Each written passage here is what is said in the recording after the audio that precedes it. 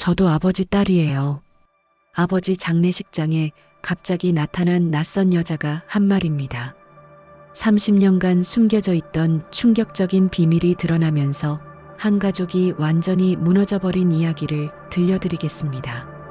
여기서 잠깐, 이야기 시작 전에 구독과 좋아요 눌러주시면 영상 제작에 큰 도움이 됩니다. 오늘 이야기는 김미영 씨가 보내주신 사연입니다. 아직도 믿기 어려운 일이지만 한 가족에게 실제로 일어난 일이라고 합니다. 아버지가 돌아가셨습니다. 77세의 나이였죠. 폐암이었습니다. 병원에서 3개월을 투병하시다가 마지막에는 온 가족이 지켜보는 가운데 조용히 숨을 거두셨어요. 장례식장은 국화꽃 냄새와 향 냄새가 뒤섞여 있었습니다. 어머니는 상주석에 앉아 계속 눈물만 흘리셨고 저와 남동생은 조문객들을 맞이하느라 정신이 없었죠. 아이고, 당신이 이렇게 갑자기 가시면 나는 어떻게 살라고. 아버지는 평생 성실하게 사신 분이었습니다. 40년간 건설회사를 운영하시면서 저희 남매를 대학까지 보내주셨어요. 경제적으로는 여유가 있으셨지만 늘 검소하게 사시며 가족을 위해 희생하시는 분이었죠. 조문객들이 하나둘 오시기 시작했습니다. 아버지 직장 동료분들, 동네 이웃들, 친척들, 다들 아버지를 기리며 위로의 말씀을 건네주셨어요. 참 좋은 분이셨는데 삼가 고인의 명복을 빕니다. 오후 2시쯤이었을 겁니다. 장례식장 입구에서 웅성거리는 소리가 들렸어요. 뭔가 이상한 분위기였습니다. 그때 한 여자가 장례식장 안으로 들어왔습니다. 30대 초반쯤 되어 보이는 단정한 옷차림의 여성이었어요. 검은 정장에 흰 국화 한 송이를 들고 있었죠. 처음에는 아버지 회사 직원분인가 생각했습니다. 그런데 그 여자가 영정 앞에 절을 올린 후 어머니에게 다가가더니 어머님 죄송합니다. 이런 자리에서 이런 말씀을 드려서. 누구세요? 어디서 우리 남편을 알고 계신지. 저도 아버지 딸이에요. 그 순간 장례식장이 정적에 빠졌습니다. 조문객들이 수군거리기 시작했고 어머니는 멍하니 그 여자를 바라보셨어요. 저도 처음에는 무슨 말인지 이해할 수 없었습니다. 뭐라고요? 지금 무슨 소리를 하시는 거예요? 제 이름은 이지은입니다. 아버지의 둘째 딸입니다.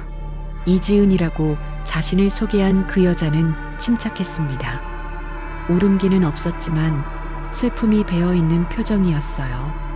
그리고 가방에서 낡은 봉투 하나를 꺼냈습니다. 어머님께서 놀라실 걸 알고 있어요. 하지만 아버지가 돌아가셨다는 소식을 듣고 마지막 인사는 드려야겠다고 생각했습니다.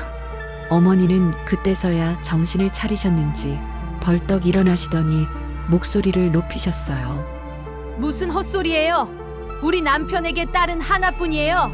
당신 같은 사람 모른다고요. 조문객들이 웅성거리기 시작했습니다. 일부는 호기심 어린 눈으로, 일부는 불편한 표정으로 상황을 지켜보고 있었어요. 저는 당황스러워서 이지은 씨를 밖으로 데리고 나가려 했습니다. 죄송하지만 지금은 아버지 장례식인데요. 이런 식으로 소란을 피우시면 안 되잖아요. 소란을 피우려는 게 아니에요. 단지 아버지께 마지막 인사를 하고 싶었을 뿐입니다. 그런데 이상했습니다. 이지은 씨가 아버지를 부르는 방식, 표정, 심지어 말투까지 뭔가 익숙한 느낌이었어요. 마치 정말 오랫동안 아버지를 알고 지낸 사람 같았습니다. 이지은 씨는 봉투에서 낡은 편지 몇 통과 사진들을 꺼냈습니다. 편지 봉투에는 분명히 아버지의 필체로 지은이에게라고 적혀 있었어요. 이건 아버지가 제게 보내주신 편지들이에요. 그리고 이 사진들. 사진을 보는 순간 저는 말문이 막혔습니다. 분명히 젊은 시절의 아버지였어요. 그런데 옆에는 모르는 여자가 서 있었고 그 여자 품에는 어린아이가. 편지를 읽어보니 더욱 충격적이었습니다. 아버지가 직접 쓰신 글씨로 이지은 씨의 생일을 축하하는 내용, 학비를 보내드린다는 내용들이 적혀 있었어요. 이게 뭐야? 이게 대체 뭐라는 거야? 어머니는 편지를 보시더니 주저앉으셨습니다. 필체는 분명히 아버지 것이었거든요. 30년을 함께 산 남편의 글씨를 모를 리가 없으셨죠. 이지은 씨가 말을 이어갔습니다. 어머니가 임신하셨을 때였어요. 아버지와 제 어머니는 잠깐 만난 사이였다고 하셨어요. 하지만 제가 태어났고 아버지는 책임감을 느끼셨던 것 같아요. 이지은 씨의 말에 따르면 아버지는 이지은 씨가 태어난 후 매월 생활비를 보내주셨다고 했습니다. 대학까지 마칠 수 있도록 학비도 지원해 주셨고요. 하지만 직접 만나지는 않으셨다고 했어요. 그럼 우리는 뭐예요? 우리 아버지가 이중 생활을 했다는 거예요? 아버지는 가족을 사랑하셨어요. 제게도 늘 말씀하셨거든요. 언니, 오빠가 있다고, 훌륭한 가족이 있어서 자랑스럽다고. 그 순간 어머니가 갑자기 일어나시더니 이지은 씨에게 다가가셨어요. 그래서 뭐 어쩌라고? 지금 와서 가족 행세를 하겠다는 거야? 우리가 모르는 사이에 돈을 축 내고 이제 유산까지 노리는 거야? 바로 그것이었습니다. 유산 문제. 건설회사를 운영하신 아버지는 아파트 여러 채와 상당한 현금, 보험금을 남기셨어요. 어머니와 저희 남매가 상속받을 예정이었는데 유산은 원하지 않아요. 그냥 아버지의 딸로 인정받고 싶었을 뿐이에요. 하지만 법적으로는 다른 문제였습니다. 만약 이지은 씨가 정말 아버지의 딸이라면 법정 상속분이 있었거든요. 어머니는 이 사실을 바로 깨달으셨나 봅니다. 30년을 속이고 살았단 말이에요? 내가 뭘 잘못했다고? 결국 유전자 검사를 받았습니다. 이지은 씨의 요청이었어요. 더 이상 의혹을 남기고 싶지 않다고 하셨죠. 결과가 나오기까지의 2주는 지옥 같았습니다. 어머니는 음식도 제대로 드시지 않으셨고 저희 남매도 서로 말을 잃었어요. 혹시 정말일까봐 그럼에도 불구하고 거짓이길 바라면서 검사 결과는 99.9% 일치였습니다.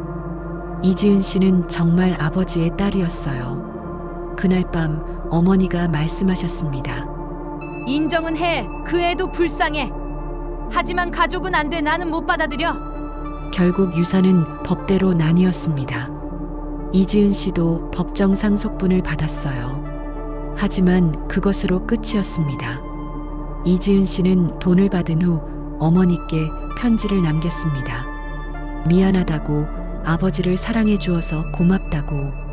하지만 어머니는 그 편지를 읽지도 않으시고 찢어버리셨어요. 지금도 가끔 이지은 씨에게서 연락이 옵니다.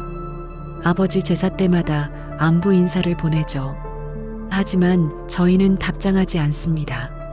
남동생은 아예 번호를 차단했고요. 어머니는 이제 혼자 사세요. 저희도 가끔씩만 찾아뵙죠. 왜냐하면 어머니를 볼 때마다 이 모든 일이 떠오르거든요. 아버지에 대한 실망감, 가족이 무너져버린 상실감. 이지은 씨가 나쁜 사람은 아닙니다. 오히려 예의 바르고 착한 사람이었어요. 하지만 때로는 진실이 모든 것을 해결해주지 않습니다. 어떤 진실은 가족을 더 아프게 만들기도 하죠. 아버지는 아마도 마지막까지 이 비밀을 가져가시려 했을 거예요. 그런데 죽음 앞에서는 모든 비밀이 드러나는군요. 가족이란 참 복잡한 것 같습니다. 혈연만으로 가족이 되는 것도 아니고 사랑만으로도 충분하지 않더군요.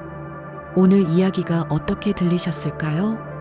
혹시 비슷한 경험이 있으시거나 가족에 대해 다시 생각해보게 되셨다면 댓글로 마음을 나눠주세요.